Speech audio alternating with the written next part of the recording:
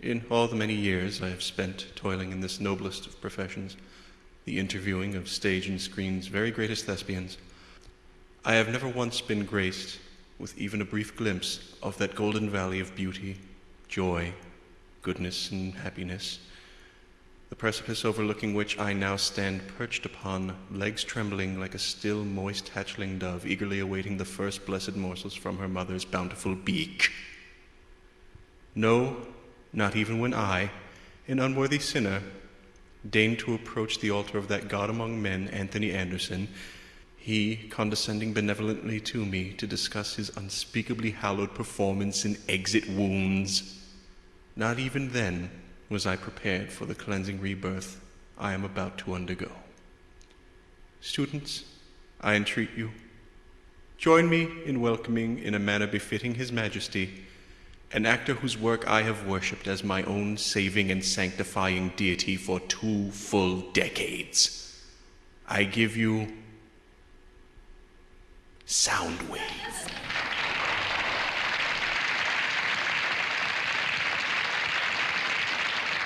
Soundwave. Oh, my dear, wonderful, gentle friend, Soundwave.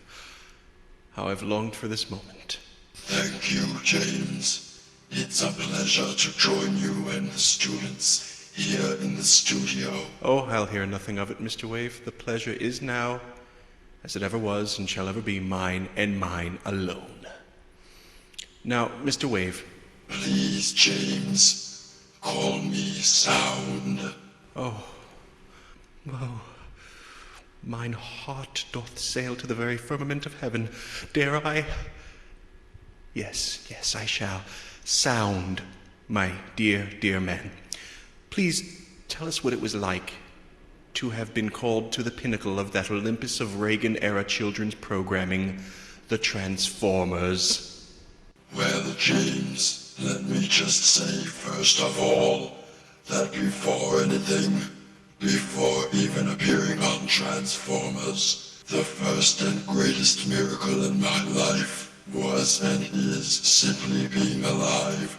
I was born in Spokane, Washington on Thanksgiving Day, 1947.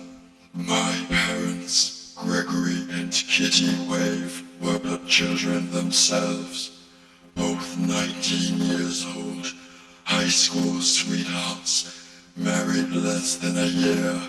I was delivered by C-section and the umbilical cord was wrapped 3 times around my neck. So just my being here with you, just my being able to walk my talk, or enjoy a cup of Darjeeling in the evening, those are the real pinnacles of my life.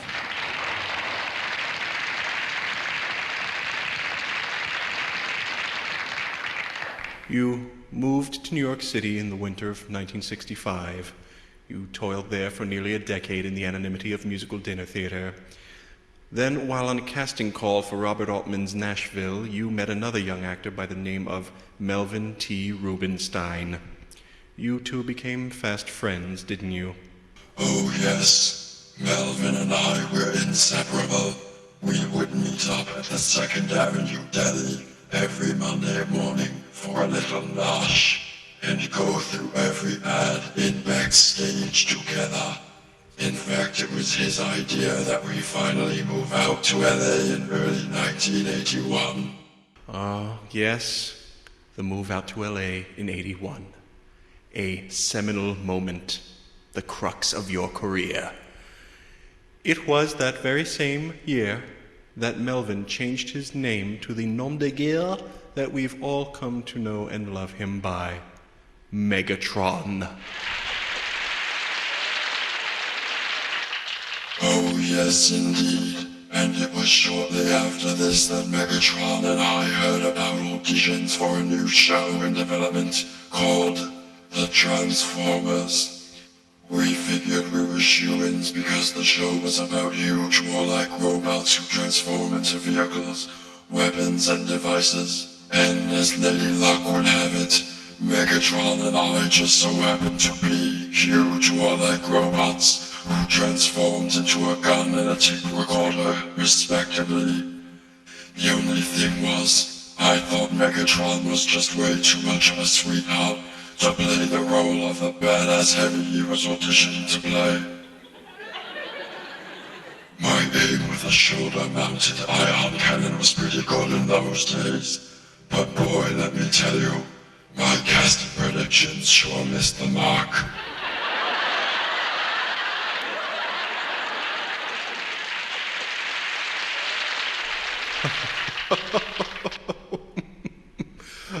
You are just pure liquid delight sprayed on my face, neck, and breast, Soundwave. You and Megatron did indeed land the roles of Soundwave and Megatron, and the rest was, as they say, history. Let's take a look at some of your work in this montage clip.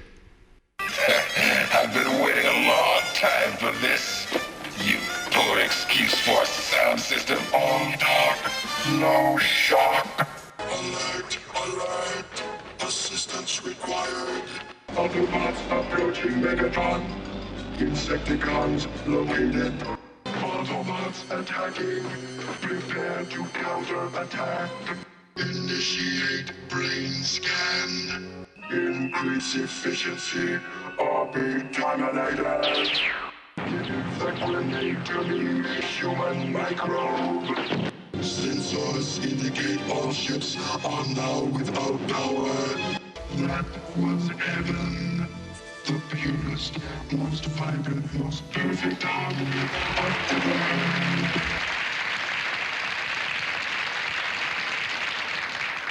But life was pretty lonely at the top, wasn't it, Sound? Oh, you said it. It was fun at first. I was up to my optic sensors and money, women, glamorous parties with cube after cube of high-octane energon. But then the party ended. We lost Starscream and Optimus Prime. Megatron bought into all that pretty glam materialism of the 80s. He started emulating Prince, dressing up in purple all the time, insisting people call him Galvatron. I mean, come on, Galvatron. Or is this really the same little Melvin Rubenstein who I used to share pastrami and rye with during the lean mean days in New York? Then there was the time when my little brother Shockwave became a drunken thug. He dated Cyndi Lauper for a while, and he even vaporized a van full of paparazzi. All this from my level-headed little brother, the same one whose motto was clarity of thought before rashness of action.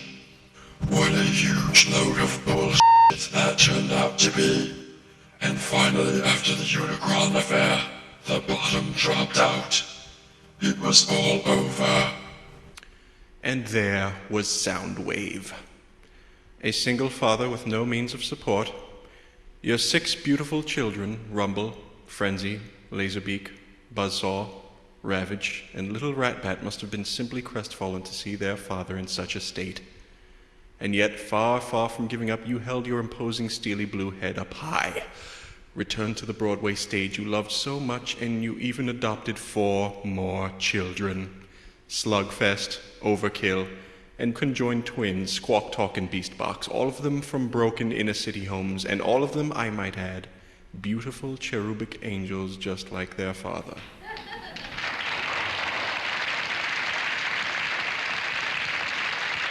Stop it, James. I'm not going to let you make me cry.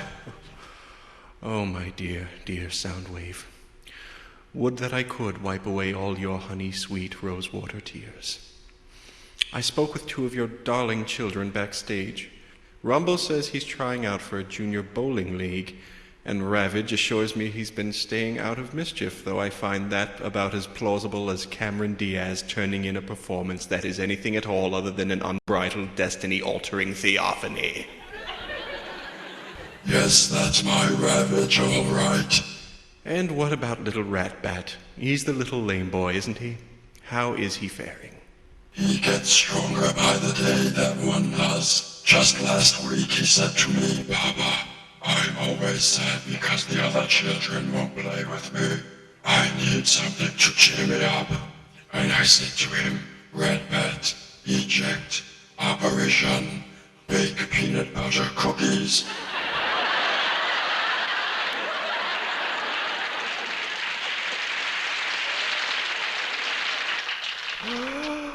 Rapture. And that brings us to Soundwave today. Your 59th birthday rapidly approaches, and you've just written a book titled Sound Off, A Robot in Disguise No More. In it you write, I've had it with the Hollywood lifestyle. I'm tired of toiling for an industry that has no room for an actor over 40, especially one who transforms into a tape recorder. Man that makes you persona non grata in Tinseltown's intolerant little CDs and MP3s only club. Besides, I'm really getting into philanthropy, and I hope my newly formed Little Laser Beaks Oasis in the Desert Centers for Disaffected Urban Youth will prove I'm no longer Soundwave, the evil Decepticon communications officer, but rather Soundwave, the evil Decepticon children's advocate and rehabilitation facilitator. Thank you. Yes, thank you. I love you all. Thank you so much. This really is a new Soundwave, students. He even smells different. In fact, may I call you New Soundwave? Call me whatever you want, James. Just don't call me late for supper.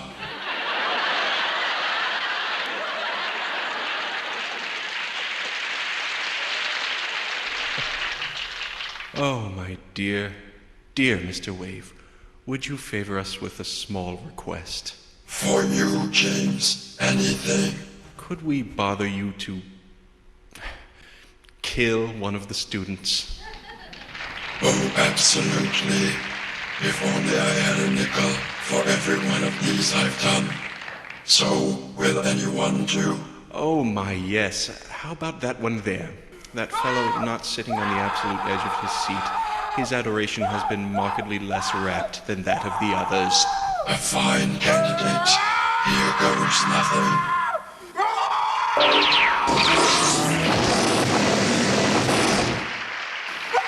Thank you. Thanks very much. Thank you.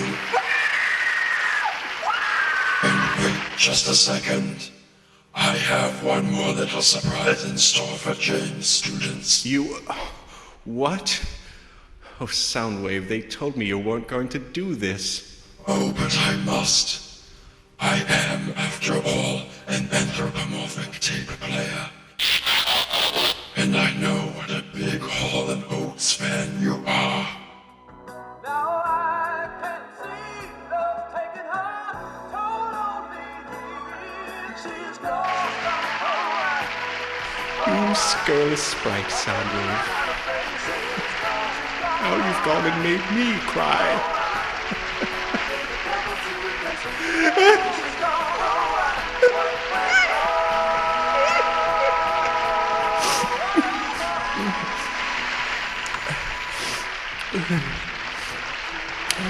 All right then. Stick up Lipton. Soundwave, my life, my love, my all. We end this interview, as we end all our interviews, with the 10 questions of the great Benal Pivot of a passe-parfait bouillon de culture. What is your favorite word? Gravitas. What is your least favorite word? Discrimination. What turns you on creatively, spiritually, or emotionally?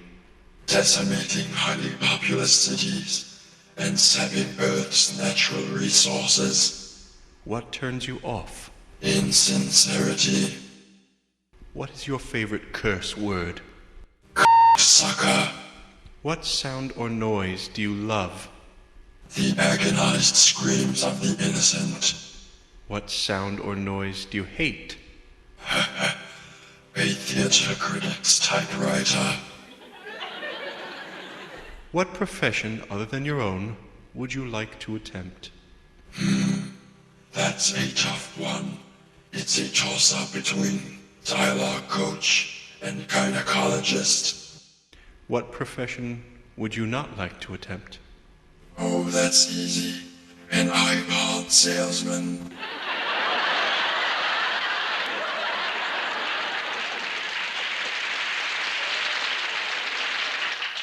If heaven exists, what would you like to hear God say when you arrive at the pearly gates? Welcome, Soundwave. Now step right this way. You've got a date with Rita Hayworth.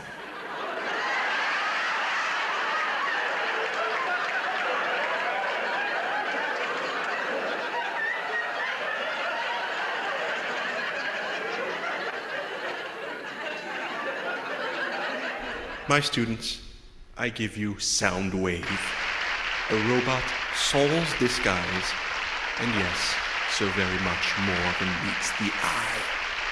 Not even the devil could replace you, my dear, no matter what we might pay him. Thank you. I love you all. I love you all. Please give generously to Little Laserbeak's Oasis in the Desert. Thank you. Thank you. Thank you.